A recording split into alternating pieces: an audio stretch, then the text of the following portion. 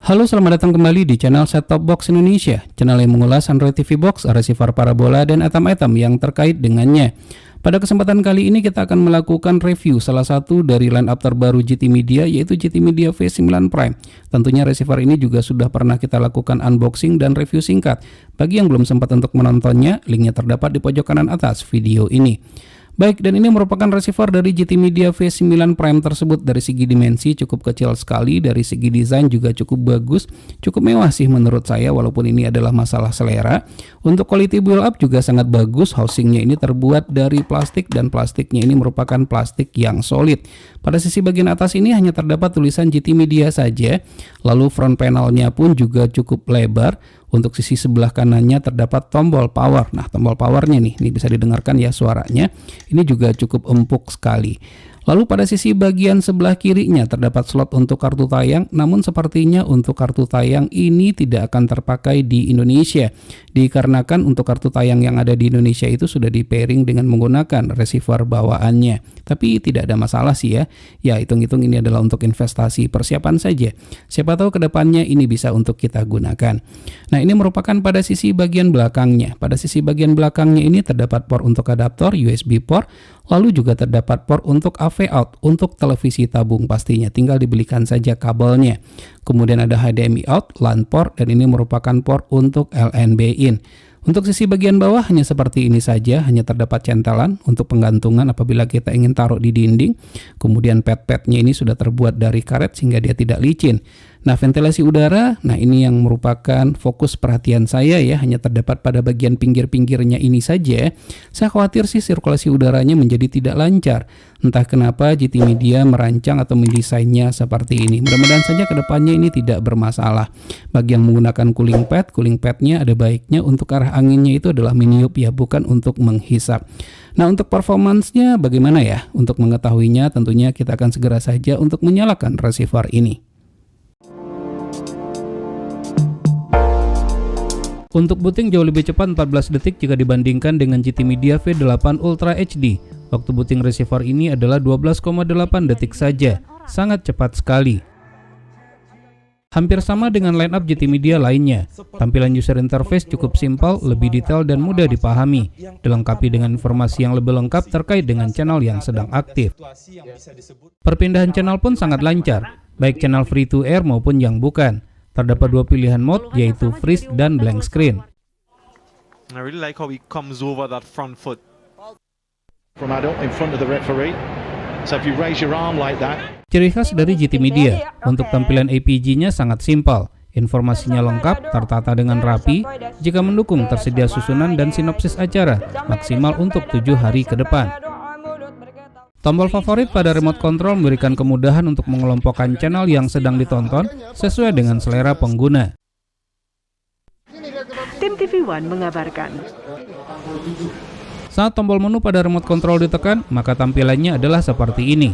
Terdapat tab Install, Channel, App, IPTV, dan Setting, serta beberapa quick button di posisi kiri bawah. Pada pojok kanan bawah terdapat informasi perakiraan cuaca. Untuk kota dapat diatur pada tab App dengan pilihan Weather, fitur yang tidak dimiliki oleh setiap receiver. Selanjutnya kita coba lihat pilihan masing-masing menu pada receiver ini. Kita mulai saja dari tab Install. Pada tab Install kita dapat menemukan DVB yang didukung, yaitu DVB S, S2, S2X, dengan beberapa sub pilihannya. Dari informasi DVB ini, jelas receiver GT Media V9 Prime mendukung multi-stream. Kedua, tab Channel. Pada tab ini sama seperti receiver GT Media atau receiver merek lainnya. Ketiga, tab App. Terlihat beberapa aplikasi yang didukung, seperti YouTube dan seterusnya. Keempat, tab IPTV. GT Media V9 Prime mendukung Web TV dan Extreme. Silakan berlangganan akunnya untuk mendapatkan Active URL. Kelima, tab Setting. Merupakan tab pengaturan utama seperti Network Setting, Language, TV Setting, Timer Setting, Parental Lock, System Setup, dan CA System. Untuk dapat terkoneksi ke jaringan internet, pilihannya sangat lengkap. Bisa dengan melalui Ethernet port dengan menggunakan kabel LAN, built-in Wi-Fi, dan dengan menggunakan USB modem 3G. Receiver ini mendukung Dolby Audio, termasuk mendukung Dolby Audio Digital Plus, dikenal juga dengan Enhance AC3, format audio dengan kualitas suara yang sangat bening sekali memanjakan telinga. Jangan lupa di pengaturan digital audio out diset ke BS out. Terdapat fitur PLSN yang berguna sekali untuk memunculkan sinyal pada transponder seperti pada feed siluman di satelit Asiasat 5 C-band. Fitur ini tidak dimiliki oleh semua line-up GT Media ataupun receiver merek lainnya. Pada CA System terdapat fitur TS Delay. Untuk channel-channel tertentu yang freeze videonya, bukan audio ya, maka nilainya harus diatur sehingga channel tersebut menjadi lancar. Nah, terdapat juga menu yang di hidden atau disembunyikan. Untuk menampilkannya, maka cukup dengan menekan angka 6 sebanyak 4 kali pada remote control. Menu tersebut adalah Softcam Key, protokol dan multi-room setting, block AMM, dan child tunneling. Yang menarik di sini adalah block AMM dan child tunneling. Kedua fitur ini tidak dimiliki oleh receiver merek lain, dan bahkan line-up GT Media lainnya. Ini terkait dengan sistem enskripsi yang digunakan.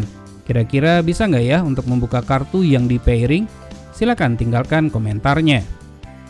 Berikut beberapa protokol yang terdapat pada Softcam Key. Terdapat BIS, MG-BIS, Powerful, Thunderbird, dan pilihan lainnya.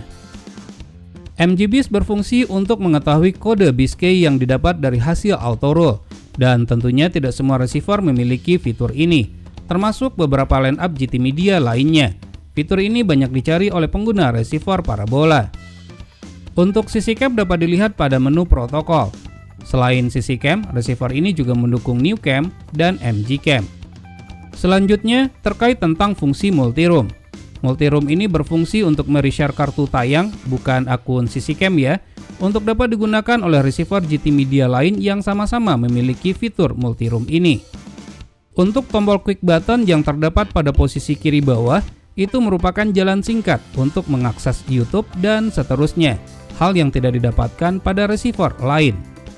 GT Media V9 Prime mendukung auto-roll BIS key dan Powerful, jadi tidak perlu khawatir jika sewaktu-waktu key-nya berubah.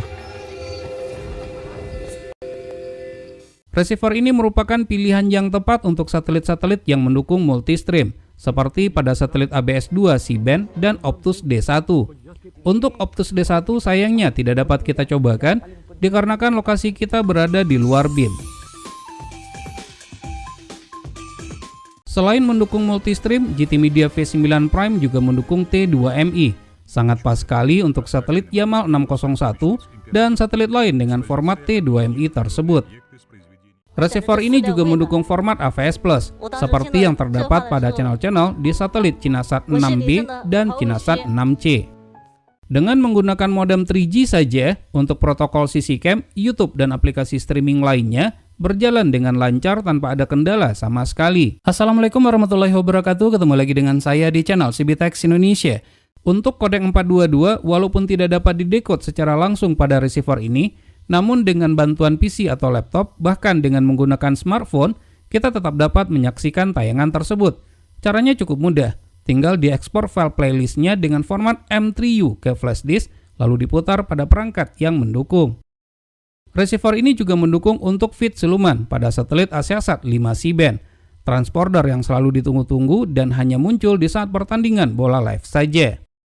Tuner sangat sensitif, cepat dan akurat. Terdapat 3 scan mode, yaitu Blend Scan, Preset Scan, dan Accurate Scan.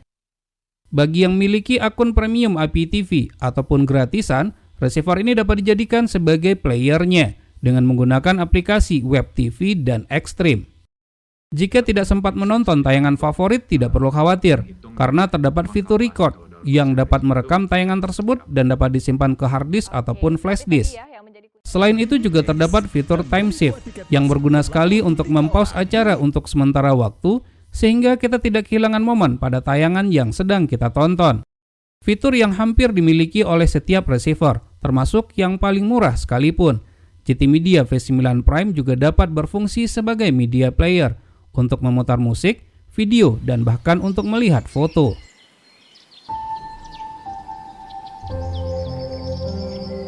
Tidak lengkap rasanya jika tidak terdapat fitur DLNA. Fitur ini berfungsi untuk mengcasting video yang diputar pada smartphone ke layar televisi. Di saat yang bersamaan, Smartphone tersebut dapat digunakan untuk keperluan lainnya, seperti Facebookan, WhatsApp, dan seterusnya.